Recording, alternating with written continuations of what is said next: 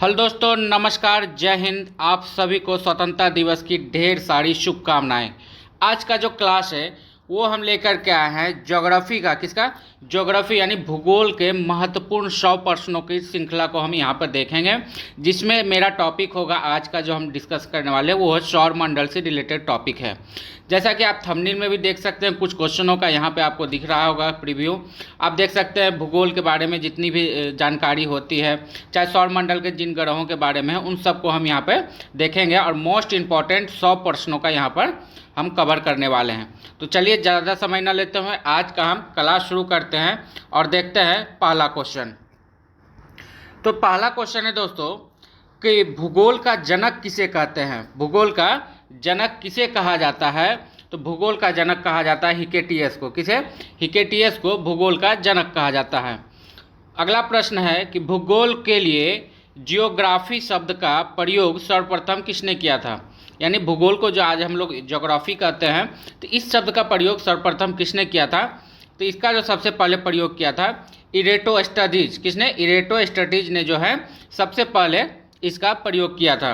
आगे बढ़ते हैं, नेक्स्ट प्रश्न देख लें। अगला प्रश्न है कि सौर प्रणाली की खोज किसने की थी? सौर प्रणाली की खोज किसने की थी? तो इसका सही आंसर हो जाएगा कोपरनिकस। किसने की थी सौर प्रणाली की खोज? तो कोपरनिकस ने की थी। नेक्स्ट प्रश्न है कि सूर्य के चारों ओर घूमने वाले खगोलीय पिंड को क्या कहते हैं?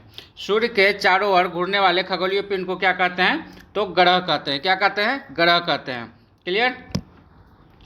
आगे बढ़े, नेक्स्ट क्वेश्चन देख लें कि ग्रह के चारों ओर परिक्रमा करने वाले छोटे आकाशीय पिंड को क्या कहा जाता है? यानी ग्रह के चारों ओर परिक्रमा करने वाले छोटे आकाशीय पिंड को क्या कहा जाता है? तो उपग्रह कहा जाता है। क्या कहा जाता है? उपग्रह कहा जाता है। क्लियर? नेक्स्ट प्रश्न है कि ग्रहों की गति का नियम किस वैज्ञानिक ने प्रतिपादित किया था? यानी ग्रहों के गति का नियम किस वैज्ञानिक ने दिया था? तो इसका सही आंसर है केपलर। किसके द्वारा दिया गया था? तो केपलर के द्वारा जो है ग्रहों के गति का नियम का प्रतिपादित किया गया था। अगला प्रश्न देख ले। अगला प्रश्न है कि सौर मंडल में कुल कितने ग्रह हैं? सौर मंडल में कुल कितने ग्रह हैं? तो इसका सही आंसर है कि सौर मंडल में कुल 8 ग्रह हैं। नेक्स्ट क्वेश्चन है कि अंतरिक्ष में कुल कितने तारामंडल हैं? अंतरिक्ष में कुल कितने तारामंडल हैं? तो 89 तारामंडल है। कितने? 89 जो है तारामंडलों की संख्या है। क्लियर? आगे बढ़े, अगला प्रश्न देख ले कि निक्स ओलंपिया कोलंबस पर्वत किस ग्रह पर है? निक्स ओलंपिया कोलंबस पर्वत किस ग्रह पर अवस्थित है? तो वो उसका सही आंसर है मंगल ग्रह। किस ग्रह पे है? मंगल ग्रह पर। अगला प्रश्न है कि सौर मंडल का जन्मदाता किसे कहा जाता है? सौर मंडल का जन्मदाता किसे कहा जाता है? तो इसका सही आंसर होगा सूर्य को। किसे कहा जाता है? तो सूर्य को सौर मंडल का जन्मदाता के रूप में हम जानते हैं। अगला प्रश्न देख ले कि पूरे ब्रह्मांड में विस्फोटक तारा किसे कहते हैं? पूरे ब्रह्मांड में विस्फोटक तारा किसे कहते हैं? तो उसका नाम है अभिनव तारा। किसे? अभिनव तारा को हम क्या कहते हैं? विस्फोटक तारा के रूप में जानते हैं। अगला प्रश्न है पृथ्वी सूर्य के चारों ओर घूमती है, इस बात को सर्वप्रथम किस वैज्ञानिक ने बताया? पृथ्वी सूर्य के चारों ओर घूमती है, इस बात को सर्वप्रथम किस वैज्ञानिक ने बताया था? तो कोपरनिकस साहब ने बताया था। किसने? कोपरनिकस ने बताया था कि पृथ्वी जो है सूर्य के चारों ओर परिक्रमा करती है। अगले प्रश्न की ओर बढ़ते हैं। अगला प्रश्न देख ले कि कौन एक ग्रह नहीं है जिसे प्राचीन समय में ग्रहों की श्रेणी में रखा गया था? तो सूर्य जो है, सूर्य क्या है? तो सूर्य एक तारा की श्रेणी में इसे रखा गया है, लेकिन प्राचीन समय में इसे भी वैज्ञानिकों के द्वारा ग्रह के श्रेणी में इसको रखा गया था। अगला प्रश्न है सूर्य के संगठन में सबसे ज़्यादा योगदान किन गैसों का है? मतलब सूर्य जो बना है तो उसका जो बनने का जो कहा जाए कि प्रोसेस है, उसमें किन 2 गैसों का योगदान सबसे ज़्यादा है? तो सूर्य में सबसे ज़्यादा कौन 2 गैस पाए जाते हैं? हाइड्रोजन और हीलियम। हाइड्रोजन और हीलियम किसमें? सूर्य में सबसे ज़्यादा पाए जाते हैं। अगला प्रश्न देख लें कि सूर्य के मध्य भाग को वैज्ञानिकों ने क्या नाम दिया था? सूर्य के मध्य भाग को यानी मिडिल जो उसका पार्ट है, सन का मिडिल पार्ट को वैज्ञानिकों ने, साइंटिस्ट ने क्या नाम दिया था? तो उसे जो है वैज्ञानिकों ने प्रकाश मंडल नाम दिया था। क्या कहा था? प्रकाश मंडल। सूर्य के ऊपरी भाग को वैज्ञानिकों ने क्या नाम दिया था? तो ऊपरी भाग को वैज्ञानिकों ने वर्णमंडल कहा था। क्या कहा था? वर्णमंडल। ऊपरी भाग को वर्णमंडल और मध्य भाग को क्या कहा जाता है? प्रकाश मंडल कहा जाता है। क्लियर? अगला प्रश्न देख लें कि नॉर्वे में अर्धरात्रि के समय सूर्य किस तारीख को दिखाई देता है? नॉर्वे एक देश है, वहाँ पर जो है मिडनाइट में सूर्य देखने का किस तारीख को दिखाई देता है मिडनाइट में? तो ये दिखाई देता है 21 जून को। कब? 21 जून को नॉर्वे में अर्धरात्रि को सूर्य दिखाई देता है। नेक्स्ट प्रश्न देख ले कि एक ग्रह की अपने कक्ष में सूर्य से अधिकतम दूरी को क्या कहा जाता है? यानी एक ग्रह का अपने कक्ष में सूर्य से अधिकतम दूरी को क्या कहा जाता है? तो कहा जाता है अपसौर। क्या कहा जाता है? अपसौर। क्लियर? अगला प्रश्न देख ले। अगला प्रश्न है कि एक ग्रह की अपने कक्ष में सूर्य से न्यूनतम दूरी को क्या कहा जाता है? तो न्यूनतम दूरी को कहा जाता है उपसौर और अधिकतम दूरी को क्या कहा जाता है? अपसौर। अगला प्रश्न देख ले, किनके बीच की औसत दूरी को खगोलीय एकक कहा जाता है? किनके बीच की औसत दूरी को खगोलीय एकक कहा जाता है? तो सूर्य तथा पृथ्वी के बीच की दूरी को क्या कहते हैं? खगोलीय एकक कहते हैं। क्लियर? अगला प्रश्न देख लें। अगला प्रश्न है कि मध्यरात्रि सूर्य किस क्षेत्र में दिखाई देता है? मध्यरात्रि सूर्य किस क्षेत्र में दिखाई देता है? तो आर्कटिक क्षेत्र में। किसमें? आर्कटिक क्षेत्र में जो है मध्यरात्रि का सूर्य दिखाई देता है। अगला प्रश्न देख ले कि सूर्य के रासायनिक मिश्रण में हाइड्रोजन का प्रतिशत कितना है? सूर्य के रासायनिक मिश्रण में हाइड्रोजन का प्रतिशत कितना है? तो 71% हाइड्रोजन रहता है सूर्य में। कितना? 71%। क्लियर? आगे बढ़े, नेक्स्ट क्वेश्चन देख लें कि सूर्य को वैज्ञानिकों ने ग्रह की श्रेणी से निकालकर किस श्रेणी में कर दिया है? तो सूर्य को ग्रह की श्रेणी से निकालकर तारों की श्रेणी में कर दिया गया है। किसमें? तारों की श्रेणी में कर दिया गया है। अगला प्रश्न देख लें कि सौर पृष्ठ पर लगभग कितना तापमान होता है?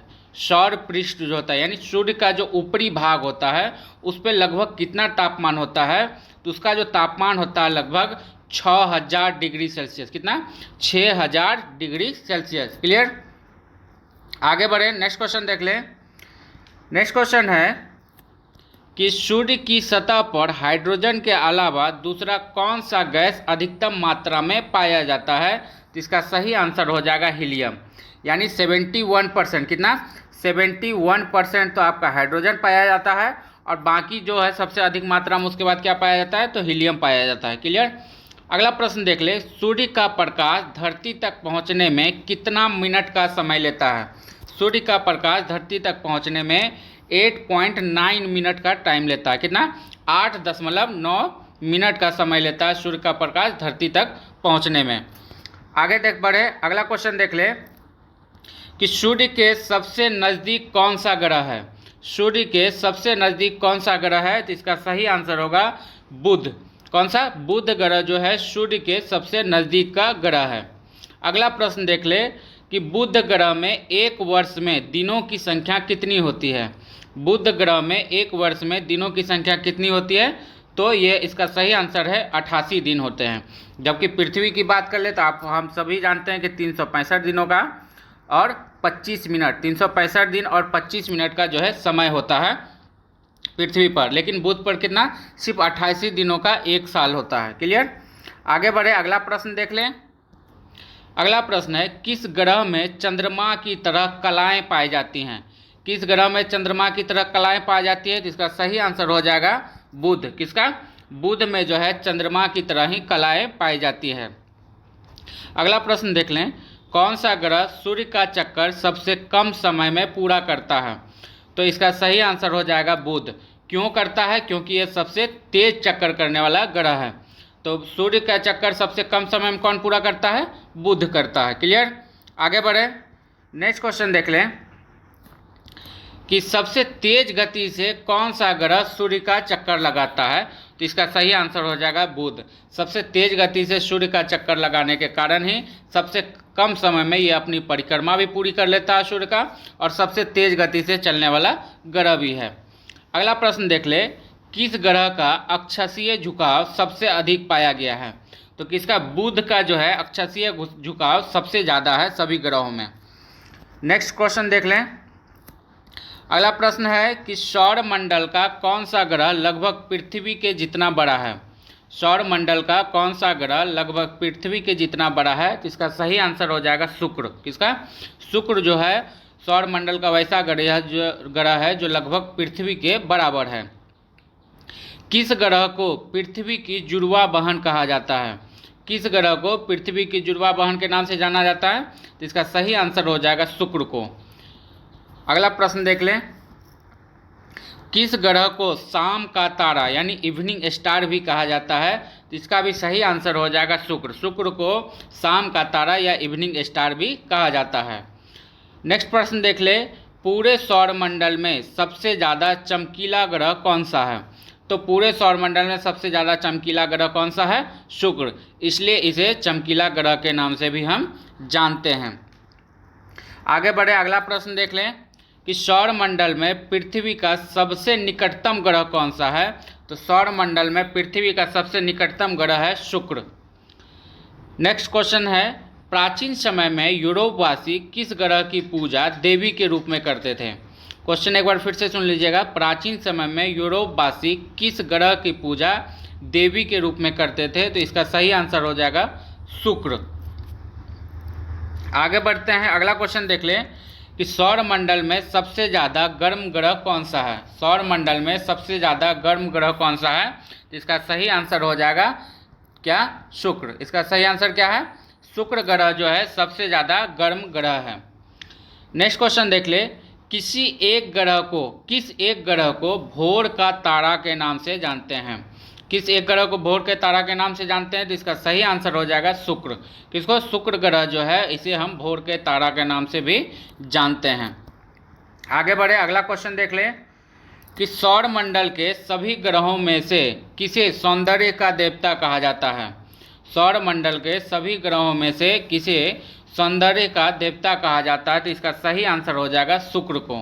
किसे? शुक्र ग्रह को सौंदर्य का देवता कहा जाता है। अगला प्रश्न देख ले। किस वैज्ञानिक ने उत्तरी ध्रुव की खोज की थी? किस वैज्ञानिक ने उत्तरी ध्रुव की खोज की थी? तो उसका सही आंसर हो जाएगा रॉबर्ट पियरी। किसने? रॉबर्ट पियरी ने उत्तरी ध्रुव पोल की खोज की थी। आगे बढ़े, अगला प्रश्न देख लें। अगला प्रश्न है, साउथ पोल पर, किस पे? साउथ पोल पर पहुंचने वाला विश्व का प्रथम व्यक्ति कौन था? साउथ पोल पर पहुंचने वाला विश्व का प्रथम व्यक्ति था एमंडसन। कि कौन थे? एमंडसन जो है साउथ पोल पर पहुंचने वाले विश्व के प्रथम व्यक्ति थे। अगला प्रश्न है, पूरे सौर मंडल में पृथ्वी का सबसे निकटतम खगोलीय पिंड कौन सा है? पूरे सौर मंडल में पृथ्वी का सबसे निकटतम खगोलीय पिंड कौन सा है? तो चंद्रमा है। कौन? चंद्रमा। आगे बढ़े, नेक्स्ट क्वेश्चन देख ले कि पृथ्वी सूर्य के परितः अपनी कक्षा में लगभग किस गति से चक्कर लगाता है? क्वेश्चन एक बार रिपीट कर रहा हूँ। पृथ्वी सूर्य के परितः यानी उसके आसपास अपनी कक्षा में लगभग किस गति से चक्कर लगाता है? तो इसका सही आंसर होगा 1 डिग्री प्रतिदिन की रफ्तार से। कितना? 1 डिग्री प्रतिदिन की रफ्तार से। अगला प्रश्न देख ले, पृथ्वी के भ्रमण की गति लगभग कितनी अनुमानित की गई है? पृथ्वी के भ्रमण की गति यानी घूर्णन की गति लगभग कितनी अनुमानित की गई है? तो इसका सही आंसर है 27 किलोमीटर पर मिनट। कितना? 27 किलोमीटर पर मिनट। आगे बढ़े, अगला क्वेश्चन देख लें। अगला क्वेश्चन है कि भूमध्य रेखा पर पृथ्वी का व्यास लगभग कितना किलोमीटर है? भूमध्य रेखा पर पृथ्वी का व्यास लगभग कितना किलोमीटर है? तो इसका सही आंसर हो जाएगा 12,800 किलोमीटर। कहाँ पे? तो भूमध्य रेखा पर पृथ्वी का व्यास। अगला प्रश्न देख ले, सूर्य की परिक्रमा के दौरान पृथ्वी सूर्य से अधिकतम दूरी पर किस महीने होता है? क्वेश्चन एक बार फिर से रिपीट कर रहा हूँ कि सूर्य की परिक्रमा के दौरान पृथ्वी सूर्य से अधिकतम दूरी पर किस महीने में होती है? तो इसका सही आंसर हो जाएगा जुलाई महीने में। किस महीने में? जुलाई महीने में। आगे बढ़े, अगला प्रश्न देख लें। अगला प्रश्न है कि आकार की दृष्टि से पूरे सौर मंडल में पृथ्वी का कौन सा स्थान है। यानी आकार की दृष्टि से पूरे सौर मंडल में पृथ्वी का कौन सा स्थान है, तो इसका सही आंसर हो जाएगा 5वां स्थान है। कितना? 5वां बड़ा ग्रह है। अगला प्रश्न देख ले, सौर मंडल के किस ग्रह को नीला ग्रह के नाम से भी जाना जाता है। तो सौर मंडल में पृथ्वी को ही हम नीला ग्रह के नाम से जानते हैं। क्लियर? आगे बढ़े, अगला प्रश्न देख लें। अगला प्रश्न है, पूरे वर्ष में किस दिन पृथ्वी सूर्य के सबसे निकट होता है। पूरे वर्ष में किस दिन पृथ्वी सूर्य के सबसे निकट होता है। तो इसका सही आंसर हो जाएगा 3 जनवरी को। कब? 3 जनवरी को पृथ्वी सूर्य के सबसे निकट होता है। अगला प्रश्न देख ले, पूरे वर्ष में किस दिन पृथ्वी सूर्य से सबसे अधिक दूर होता है। पृथ्वी सूर्य से सबसे अधिक दूर कब होता है, तो 4 जुलाई को। और सबसे निकट की बात आ जाए तो कब रहता है, 3 जनवरी को। क्लियर? आगे बढ़े, नेक्स्ट क्वेश्चन देख लें।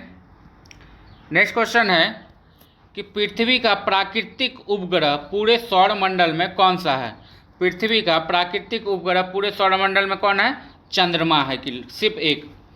अगला प्रश्न है, सूर्य के अतिरिक्त निकटतम सितारों से प्रकाश पृथ्वी तक पहुंचता है कितने वर्षों में। तो इसका सही आंसर होगा 4.2 वर्ष। कितना में? 4.2 वर्ष में जो निकटतम सितारों से पृथ्वी की ओर जो रोशनी आती है उसका दिया हुआ है कि जो उसका रहता है कितना, 4.2 वर्ष। आगे बढ़े, अगला प्रश्न देख ले। अगला प्रश्न है कि सूर्य से पृथ्वी की दूरी लगभग कितना है। सूर्य से पृथ्वी की दूरी लगभग कितना है, तो इसका सही आंसर हो जाएगा 449.7 मिलियन किलोमीटर। कितना? 149.7 मिलियन किलोमीटर।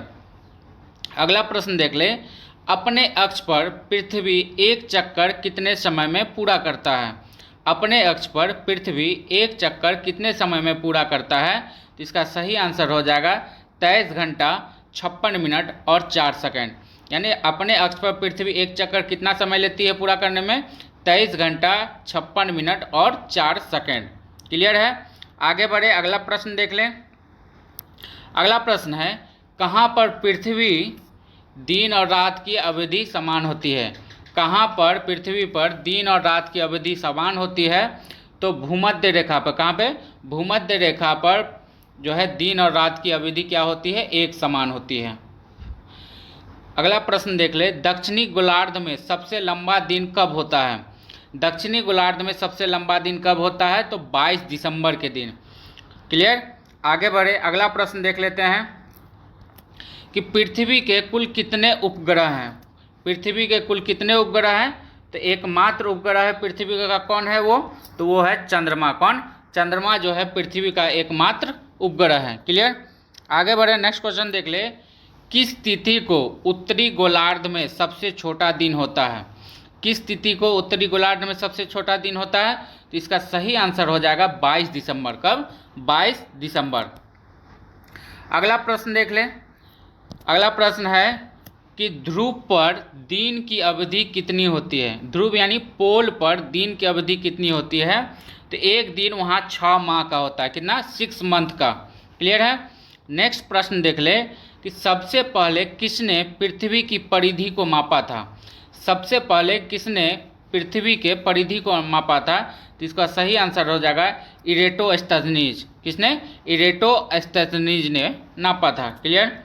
आगे बढ़े, अगला प्रश्न है कि पृथ्वी का ध्रुवीय व्यास उसके विषुवतीय व्यास से कितना कम है। पृथ्वी का ध्रुवीय व्यास उसके विषुवतीय व्यास से कितना कम है, तो इसका सही आंसर हो जाएगा 43 किलोमीटर। कितना? 43 किलोमीटर कम है। अगला प्रश्न देख ले, पृथ्वी का विषुवतीय व्यास लगभग कितना किलोमीटर है। पृथ्वी का विषुवतीय व्यास लगभग कितना किलोमीटर है, तो इसका सही आंसर हो जाएगा 12,750 किलोमीटर। कितना? 12,750 किलोमीटर।